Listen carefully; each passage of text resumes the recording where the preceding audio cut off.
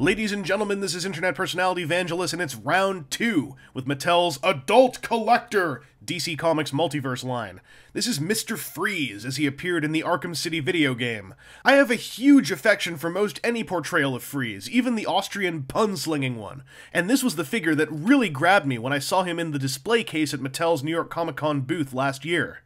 Batman's sculpt was good, but this sculpt is superb!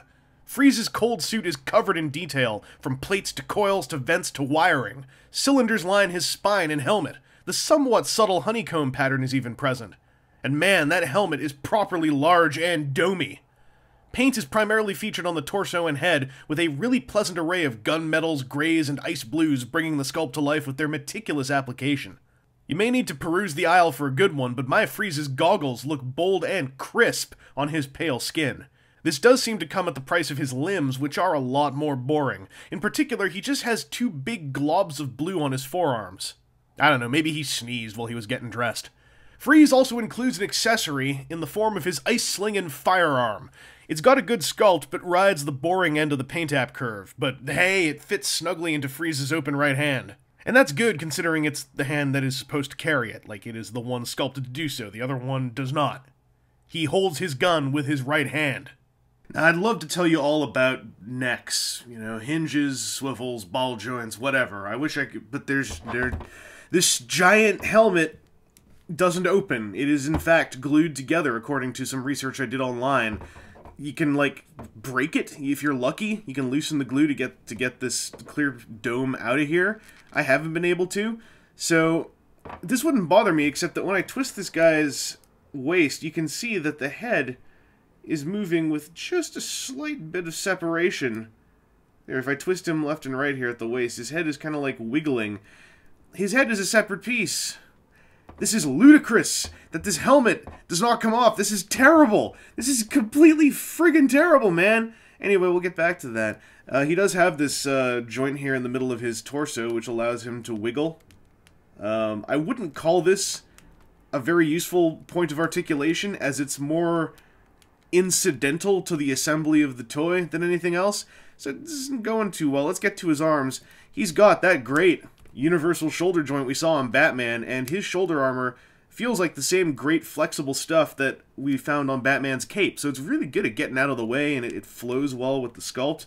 There's still no biceps, which means that him shooting his gun is going to be really just, I'm going to point my gun straight forward kind of deal, except he can't look where he's shooting because his stupid dome is holding his head in place. His wrists do swivel, so I guess he can gangsta style his Freeze gun. He's got elbow joints. Let's check out the massive range on the... Oh, good. Alright, well, maybe this one will do a little bit better. No. So, it's about as limited as Batman's elbows. I'm sighing so far. He's got the universal hip design, which is cool. Gives him some big, you know, outward splits motions that also, you know, obliterate the look of his crotch.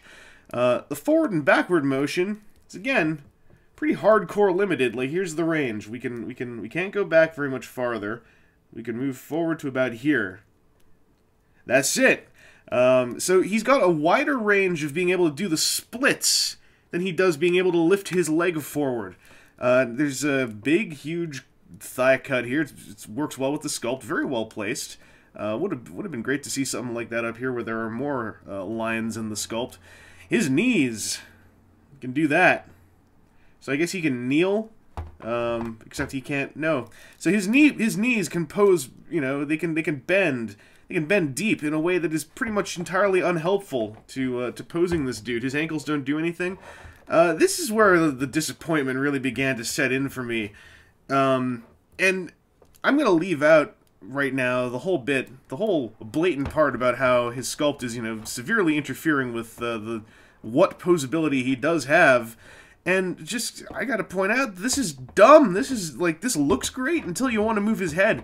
I can't believe the lack of foresight to trap his head, a separate piece that clearly is able to move around, to trap it inside there like this is abysmal. It's like someone did one pass on this toy and walked away. And you might have noticed something else. I just left this in for laughs at this point. The first Mr. Freeze I got, also, he came packaged just outright missing one of these cylinders. As an actual fun little toy, he's not. He's a nerd Hummel in many ways, and I feel bad, guilty, but somewhat justified in picking him up and flinging him towards the back of this set right about now.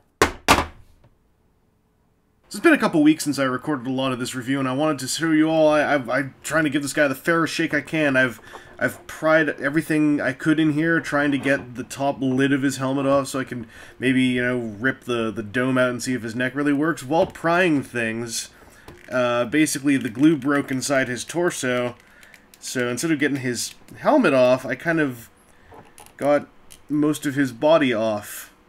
So that's how his body works. And you take all this stuff out of the way, and you've got this.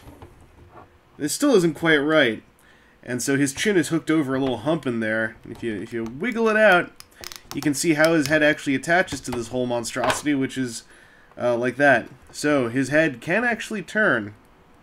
It's not really a ball joint connection, but it is turnable. That's why some Mr. Freezes will have their heads cocked a little bit sideways in the package, because I think when they're getting assembled, it gets hooked up a little bit. They're not assembled like this, obviously. The dome is probably glued in last, but when they're in here, this little hump is real good at knocking his head askew.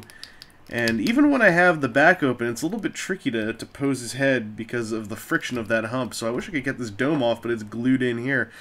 Anyway, that's how the inside of a Mr. Freeze works. Once he's together, he starts coming apart at the bottom because he was actually glued together internally. This wasn't something you're supposed to do. So, I don't know, man. I tried. I'm trying to be super fair. I love this Mr. Freeze design, but I really hate how this figure was engineered. Once again, the adult collector tagline served only to leave me disappointed with this DC Comics Multiverse rendition of Mr. Freeze. While I expected some joint limitations due to his suit, several points of articulation feel borderline coincidental. And why? Why was the clear helmet bubble glued into place? The only thing this figure accomplishes is a strong sculpt, and if you find a good one, some cleanly applied slim paint apps, particularly on Freeze's goggles. Oh, and he's nicely tall when stood next to other similarly sized figures, but on nearly every other level of expectation, he is a bewildering failure. The care and precision put into some of the smaller details serves only to make the lack of care and precision in the basic meat of the figure all the more frustrating. Freeze will look okay standing on your desk, but that is literally it.